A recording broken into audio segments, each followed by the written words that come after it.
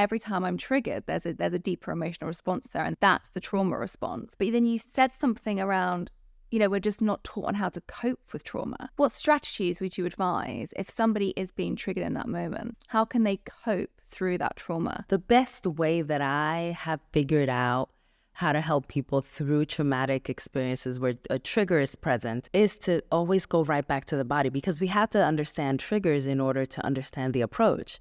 A trigger is situated in our bodies. Our brains and our nervous system are literally responding to a cue from our environment, whether it's external or internal, that something doesn't feel safe, and our bodies literally armor up. That's what a trigger is. When we feel that sense of discomfort, that physical discomfort, when somebody says something, we smell someone's perfume, all the multiple ways in which triggers can surface, it's our body, in essence, tensing up and preparing us for a perceived threat.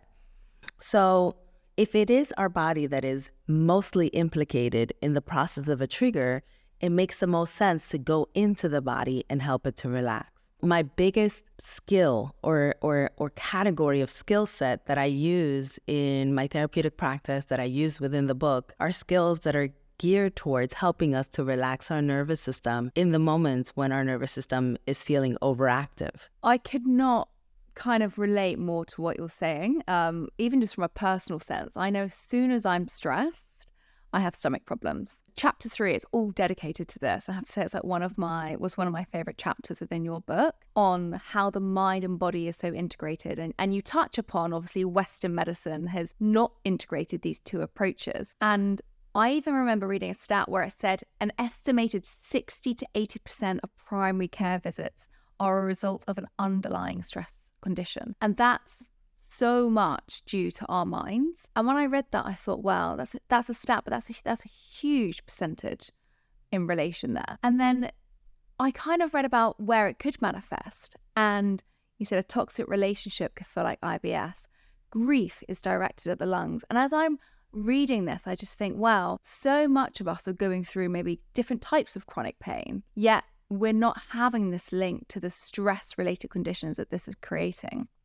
So how does trauma get processed in the body as a memory? Because you've written a lot about this in this chapter, and I found this really fascinating, the physical manifestations that can happen due to trauma. There's so many ways. There are a host of different ways in which, trauma tends to start eating away at the body, wearing it down, and then eventually developing into chronic conditions. And so, some of the more milder ways in which and I say milder even though, many of us don't experience these experiences as mild, but some of the milder ways in which we tend to basically inhabit stress inside of our bodies is by way of experiencing migraines, experiencing gastrointestinal discomfort, experiencing, a chronic tension on our shoulders.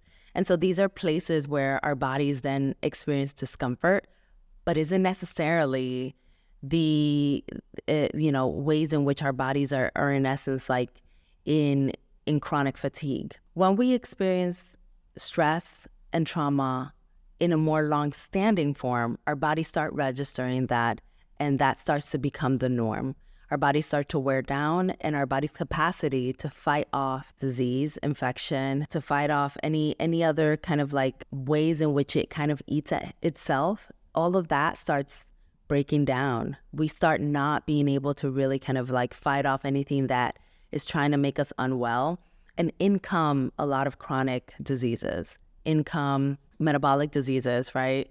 Diabetes is very much implicated in long-standing generational chronic stress and trauma. We tend to see diabetes as running down family lines and not realizing that what's really running down family lines is trauma responses that are going on unaddressed that are impacting, the ways that we're metabolizing blood sugar. The same goes for autoimmune conditions, which have been very widely correlated to the stress response inside of the body. There have been studies that have actually mapped experiences regarding autoimmune conditions like lupus back to the experiences that we have growing up of not having warm and embracing and nourishing and kind and loving caregivers. There have been studies that have been conducted around autoimmune conditions and childhood adversity, just a global adversity that, global categories of adversity that we can experience in childhood. And the same goes for even some cancers that have been mapped back to conditions that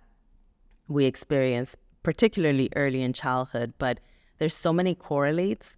And then when we enter these, offices where there's a specialist that is a cardiologist or a gastroenterologist or a neurologist, we're entering all of these spaces wondering about a specific ailment, a specific system. And none of these individuals are really there helping us to understand how stress is implicated in the ways that disease is manifesting inside of our bodies.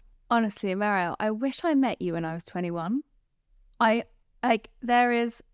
There's so much to be said about what you just said about these incredible doctors, but all very specialists in one field. My listeners might have heard this or heard me talk about this before, but it's something that when I was in my early 20s, my whole body went into shutdown. And I had kind of my kidney stopped working. I had sepsis. I had E. coli. I had 5 burst cysts. I was in intensive care for 3 months. And a lot of that was a huge buildup of, one, a dissociation from my body. But I was going to see different specialists and they couldn't quite figure out what was going on. And it was all very separated. And then it wasn't until obviously enough was enough and my whole body just decided to kind of shut down on itself. And that's, I think, why I'm so connected to your book, because you really map out the system of how it does just inherit within our body, but how actually even just going to therapy and thinking about just maybe us or our child or how we react, it can be so much more deeper than that. It can be so much more extended than that. And that's what's so beautiful about bringing the term up, which we've not come to yet, but which is intergenerational trauma. Now, many people listening to this might not have heard of that term before, might not be aware of it, might be quite confused that a symptom, a trigger, a response might not even just be from their relationship with their parents. It could be even further back than that. So could you kind of just give us a bit of a top line? I mean, the whole book is on this, but kind of an introduction into how can we understand intergenerational trauma? Because it's quite a big one, isn't it? It's quite a big thing to kind of go, well, this could even be out of my control. And now I'm realizing this isn't solely on just how I've acted and the responses that I'm having. One thing that I like to note, because what you just said is actually the general narrative that we tend to have about intergenerational trauma and that I myself have also internalized, which is that something that happened so long ago and that is so layered and that was... Thanks so much for listening. To hear the full episode, there's a link in the description.